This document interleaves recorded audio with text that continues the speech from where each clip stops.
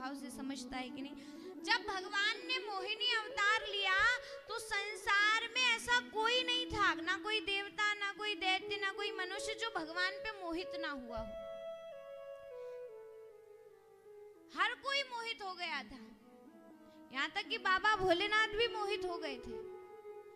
लेकिन केवल सूर्य नारायण भगवान ऐसे थे कि हर देवता ये सोच रहा था कि ये हमारी पत्नी बन जाए, ये हमारी पत्नी बन जाए। पर केवल सूर्य नारायण भगवान ऐसे थे जिनके मन में भगवान को देख के पुत्री प्राप्ति की इच्छा था कि ये मेरी पुत्री बन जाए, ये मेरी पुत्री बन जाए। भगवान सूर्य नारायण से प्रसन्न हुए और भगवान ने कहा, बोले सबने मुझे पत्नी बनाने का सोचा, और केवल आप थे जिन्होंने ये सोचा कि मैं आपकी बेटी बनूं। तो बोले प्रभु मैं उसके लिए क्या करूं? बोले आप जाकर तपस्या करो, जब द्वापर में मैं अवतार लूंगा तो मैं ही पुत्री बन के भी आपके घर आऊंगा। अब राधा रानी कौन थी, ध्यान से सुनिए। क्यों राधा रानी का स्वरूप इतना इतना इतना सुंदर है, क्यों देखते ही आंखें एक जगह ठहर जाती है, क्यों राधा रानी के भक्त सब कुछ छोड़ देते हैं, उसका कारण सुनिए। राधा रानी का जन्म अभी नहीं हुआ, अभी तो सूर्य नारायण ने पुत्री प्राप्ति की इच्छा व्यक्त की। अब इन्होंने कई हजार वर्षों तक तपस्या की। सूर्य भगवान ने, जब इनका जन्म वृषभानु जी के रूप में हुआ, कीर्ति मैया से इनका विवाह हुआ, ये तपस्या करते रहे। एक बार ये बहुत दुखी होकर बैठे थे कि तभी वहां पर ब्रह्मा जी उपस्थित हुए। ब्रह्मा जी ने पूछा क्या बात है? बोले मैंने इतनी तपस्या की है, आप प्रकट हुए हो, आप जाकर नारायण को उनका वचन याद दिलाओ कि उन्होंने कहा था कि मैं पुत्री बनकर आपके घर अवतार लूंगा। उनसे कहो मैं प्रतीक्षा में हूँ। भगवान तो भूल ही गए थे कि मैंने ऐसा वरदान भी दिया। हाँ, भगवान भूल गए थे कि मैं ऐसा भी वरदान दे के आया हूँ। अब यहाँ पर जब भगवान को याद दिलाया गया कि सूर्य नारायण भगवान के रूप में वृषभानु जी आपकी प्रतीक्षा कर रहे हैं, तब भगवान को याद आया कि हाँ मैंने तो वरदान दिया था। अब भगवान सोच रहे मेरे तो पहले ही दो माता पिता हैं, 4 तो वैसे ही है मेरे पास, और 2 हो जाएंगे, मैं 6 को संभालूंगा कैसे, मैं अब क्या करूं? भगवान सोच रहे हैं। भगवान जब सोच रहे हैं तो उस समय भोलेनाथ के मन में भी यही विचार आया। एक बार भोलेनाथ नारद जी से कहते हैं, दुखी होकर बैठे हैं। नारद जी पूछते हैं प्रभु क्या बात है, आप क्या सोच रहे हैं? बोले मैं ये सोच रहा हूँ कि मैंने भगवान के हर अवतार के दर्शन किए, हर रूप के दर्शन किए, पर आज तक कोई ऐसा स्वरूप नहीं मिला जिसको देखने के बाद सारी इच्छाएं खत्म हो गई हो कि आप किसी के दर्शन नहीं कर रहे। आज तक कोई ऐसा विग्रह, आज तक भगवान का कोई ऐसा रूप नहीं आया कि जिसको देख के मन का भाव ही बदल गया हो कि बस अब कुछ नहीं चाहिए, अब सब हो गया। नारद जी ने ये बात जाकर भगवान को कही। भगवान भी सोचने लगे कि मैंने अपने सारे अवतार लिए, पर आज तक मैं भी अपने अवतारों से संतुष्ट नहीं हुआ। उसी समय भगवान अपने गोलोक में बैठे हैं, एक मणि चमक रही थी। उस मणि में भगवान ने अपना स्वरूप देखा। ठाकुर जी कभी अपना स्वरूप नहीं देखते, भगवान कभी भी अपना प्रतिबिंब नहीं देखते। जब श्रृंगार आरती भी हो ना, तो बहुत कम बार ऐसा होता है जब भगवान को दर्पण दिखाया जाता है या भगवान देखते हैं, क्योंकि ये खुद ही अपने आप पर मोहित हो जाते हैं। इनका स्वरूप ऐसा है। जैसे ही मणि में इन्होंने अपने आप को देखा, ये मोहित हो गए। भगवान ने कहा कि मैं किसी दूसरे को कहां से लाऊं? भगवान ने अपने केश खोले, मुकुट उतारा। राधा रानी के श्रृंगार का जो वर्णन आता है ना, राधा रानी का काजल ऐसा, राधा रानी की आंखें ऐसी, राधा रानी के बाल ऐसे, राधा रानी का जूड़ा ऐसा, क्यों नहीं होगा? उनको स्वयं ठाकुर जी ने अपने हाथों से सजाया है।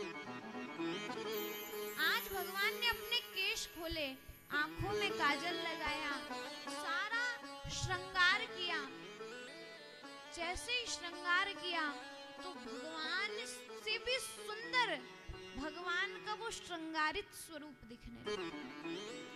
जैसे ही भगवान ने अपना प्रतिबिंब देखा तो सामने से एक सुंदर देवी प्रकट हुई जो भगवान का ही रूप,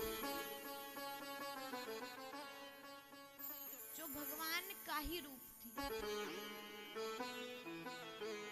श्री किशोरी जो कहती हैं, बोले प्रभु मुझे आपने ही प्रकट किया है, मैं आपका ही रूप हूँ। और देखो महाराज, प्रतिबिंब से प्रेम किया जा सकता है, आत्मा से प्रेम किया जा सकता है, आत्मा से विवाह कैसे किया जाए? आत्मा से प्रेम हो सकता है। अरे वो तो उनकी आत्मा है, वो तो उन्हीं का स्वरूप है, उनमें तो भेद ही नहीं है, ये दोनों एक हैं। कृष्ण बोलो तो राधा रानी खुश होगी, राधा बोलो तो कृष्ण खुश होंगे,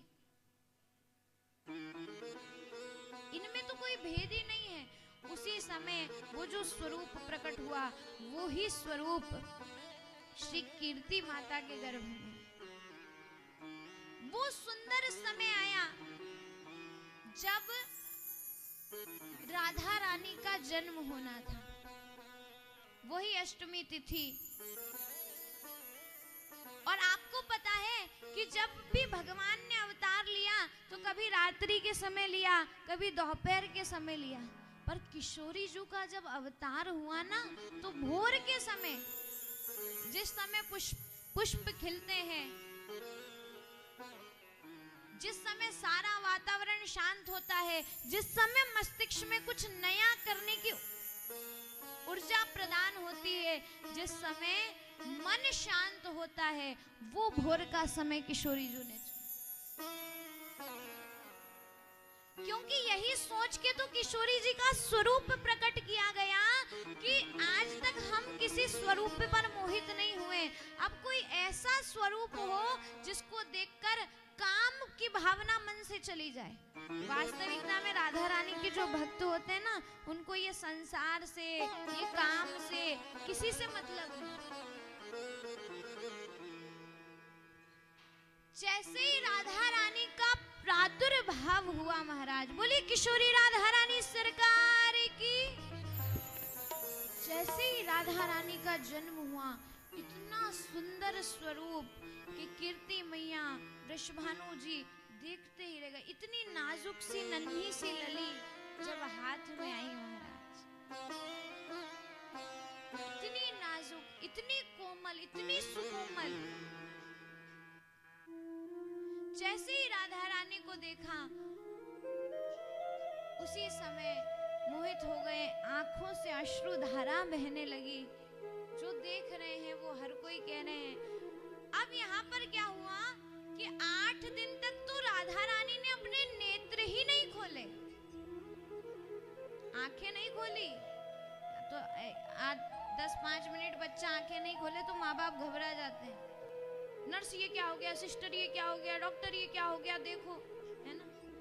8 दिन तक आंखें नहीं खोली वृषभानु जी और महाराज कीर्ति मैया परेशान हो रहे हैं। ये क्या हुआ, किशोरी जी को क्या हो गया, हमारी लाडली को क्या हो गया। अभी एक बात आई थी कि हम लोग तो जी कहते हैं किसी भी नाम के आगे, भगवान जी, कृष्ण जी, राधा जी। वृंदावन में जू क्यों लगाया जाता है? क्योंकि वृंदावन वासी उनको बाल स्वरूप में भजते हैं, और उस प्रेम के कारण, उस सौंदर्य के कारण और अपने प्रेम को झलकाते हुए वो जू लगाते हैं, श्यामा जू, लाडली जू। इतना सुंदर स्वरूप महाराज, 8 दिन तक आंखें नहीं खोली। कीर्ति मैया, वृषभानु जी परेशान हो गए, पर किसी को किशोरी जू से मिलने भी नहीं देते थे, क्योंकि इतनी सुकोमल लली है हमारी, कहीं किसी की नजर लग जाए, कहीं कुछ हो जाए तो मिलने नहीं देते थे। नारद जी के मन में भाव आया, श्यामाजू के दर्शन का, तो नारद जी नारायण नारायण करते हुए आए। जैसे ही नारद जी आए महाराज, तो उसी समय नारद जी के सामने सबसे पहले तो वृषभानु जी ने श्री दामा जी को बैठा दिया। बोले ये है हमारा लाला, इससे मिलो। अब नारद जी कह रहे हैं मैं जिससे मिलने आया हूं उसको तो दिखा नहीं रहे। अब जैसे तैसे नारद जी बिना मन से श्री दामा जी का हाथ देखते हैं। नारद जी सोचते हैं ये श्यामा जी को क्यों नहीं दिखा रहे हैं, दर्शन क्यों नहीं करवा रहे। उनके मन में यही है कि ऐसे हर किसी को कैसे दर्शन करवा दे लाडली जू के, हाँ? हर किसी को कैसे करवा दे जब तक विश्वास ना हो। नहीं करवा रहे हैं, जब नहीं करवा रहे हैं तो नारद जी वहीं पर रुक गए। दो दिन नारद जी वहीं पर रुके। 2 दिन रुकने के बाद एक बार एक छोटी सी लाली नारद जी के पास खेलती हुई आई, तो नारद जी उसको खिला रहे हैं प्यार से। जब ये बात वृषभानु जी ने देखी, तब उनके मन को विश्वास हुआ कि हाँ मैं इनको अपनी लाली के बारे में बता सकता हूँ। जब पूरा विश्वास हुआ तब बताया। बोले महाराज हमारे यहाँ अभी अभी एक लाली हुई है। नारद जी कहते पहले क्यों नहीं बताया, वही उसी के लिए तो आया हूँ। बोले महाराज पर हमारी लाली बड़ी सुकोमल है, बड़ी नाजुक है, और 8 दिन हो गए वो आंखें नहीं खुल रही है, हम परेशान हैं। नारद जी कहते मुझे लेकर चलो, मैं देखता हूँ। अब नारद जी को तो दर्शन करने थे। नारद जी को जैसे ही लेकर गए, नारद जी ने देखा, नारद जी देखते ही मोहित हो गए। नारद जी का ध्यान लग गया किशोरी जी को देख, सारे भाव ही बदल गए। जब व्यक्ति वृंदावन जाता है, किशोरी जी के सामने जाता है, तो क्यों उसके मन में वो सारे भाव बदल जाते, क्यों प्रेम आ जाता है? इसी कारण आ जाता है क्योंकि उनका तो जन्म ही इसीलिए हुआ, प्रेम जगाने के लिए, सारे भाव बदलने के लिए। नारद जी देख रहे हैं। अब वृषभानु जी पूछते हैं, बोले महाराज कुछ समझ में आया, लाली आंखें क्यों नहीं खुल रही है, क्या बात है? बोले हाँ समझ में तो आया। बोले क्या? बोले पर उसके लिए धत्कर्म करने पड़ेंगे, जंतर मंतर करने पड़ेंगे, ऐसी कोई आंखें थोड़ी खुल जाएगी। क्योंकि नारद जी को तो अकेले में थोड़ी देर राधा रानी के पास बैठना। तो बोले महाराज फिर करो। बोले ऐसे नहीं, वो तो गुप्त मंत्र होते हैं, गुरु मंत्र होते हैं, मैं ऐसे कैसे बोल सकता हूँ। आप दोनों जाओ बाहर और गेट बंद कर दो, और जब तक मैं ना कहूँ अंदर मत आना, जब तक मैं ना कहूँ अंदर मत आना। कीर्ति मैया बोली अकेली तो लाली को छोड़ के नहीं जाऊंगी, मेरी लाली बड़ी कोमल है, नेक्सी लाली को कछु है गयो तो क्या करूंगी मैं, जे बाबा को कोई ठिकानो हैगा, लाली को छोड़ के तो मैं। वृषभानु जी कहते नहीं नहीं बाबा विश्वास पात्र है, मुझे विश्वास हो गया है, आप लाली को छोड़ दी। जैसे ही किशोरी जी के पास नारद जी रुके, माता पिता बाहर चले गए, नारद जी ने चरणों में प्रणाम किया श्यामाजू को। जैसे ही प्रणाम किया, नारद जी ने प्रार्थना की, हे श्यामाजू आप आंखें क्यों नहीं खोल रही, आप नेत्रों को खोलिए। श्यामा जी ने नेत्र नहीं खोले, लेकिन जैसे ही नारद जी ने कहा, बोले हे वृंदावनेश्वरी, हे कृष्ण प्राण वल्लभा, जय जय वृंदावनेश्वरी, जय जय कृष्ण प्राण वल्लभा। जैसे ही ये बात, जैसे ही ये शब्द, जैसे ही ये मंत्र श्यामाजू के कान में गया, तो नन्ही सी 8-10 दिन की किशोरी जी पल्ले में बैठी होकर तालियां बजाने लगी, किलकारियां मारने। हे वृंदावनेश्वरी, हे कृष्ण प्राण वल्लभा। आप राधा रानी के सामने जाके कुछ बोलो ना बोलो, बस ये 2 नाम बोल देना, इतनी खुश होती हैं जिसकी कोई सीमा। हे वृंदावनेश्वरी, हे कृष्ण प्राण वल्लभा। अब महाराज किलकारी मार के हंसने लगी। नारद जी कहते हैं आपको मेरी बात अच्छी लगी, आपको मेरा कीर्तन अच्छो लगो। अब तो नारद जी ने महाराज उठाई वीणा और नारद जी कर रहे हैं, हे कृष्ण प्राण वल्लभा, हे वृंदावनेश्वरी आपकी जय हो, हे कृष्ण प्राण वल्लभा, हे वृंदावनेश्वरी आपकी जय। अब महाराज जैसे ही अंदर से कीर्तन की आवाज वृषभानु जी ने सुनी तो वृषभानु जी ने पहले कान लगाया, तो एक तरफ तो कीर्तन की आवाज आ रही है और एक तरफ किलकारियां गूंज रही है, हंसी आ रही है। वृषभानु जी से रहा नहीं गया, जैसे ही झांक कर देखा तो यहाँ पर नारद जी कर रहे हैं, हे वृंदावनेश्वरी, हे कृष्ण प्राण वल्लभा, और किशोरी जो तालियां बजाकर हंस रही है। उसी समय महाराज नारद जी के सामने अष्ट सखियां प्रकट हुई, राधा रानी की सहचरियां प्रकट हुई और उन्होंने नारद जी को आशीर्वाद दिया। बोले, हे नारद जी, आपने हमारी श्यामाजू को हंसायो है, तो बोले अब आपको जब भी मन हो श्यामाजू के इस रूप के दर्शन का, तो हम कुछ स्थान आपको बताते हैं, वहां आपको श्यामाजू इसी रूप में दर्शन देगी, जिसमें गोवर्धन बताया, बरसाना बताया। और वास्तविकता में तो राधा रानी का जन्म स्थान है रावल, जहाँ कोई जाता ही नहीं है, जिसको पता ही नहीं, हम तो केवल फोटो के हिसाब से जाते हैं। हमको तो वृंदावन में क्या है, प्रेम मंदिर, वृंदावन में क्या, अरे प्रेम मंदिर तो है पर वृंदावन में और भी बहुत कुछ है। हम प्राचीन जगह तो जाते ही नहीं, हम तो बनावट में ही मोहित हैं। गुप्त वृंदावन कहा जाता है, जिसमें वंशीवट आता है, भांडिर वन आता है,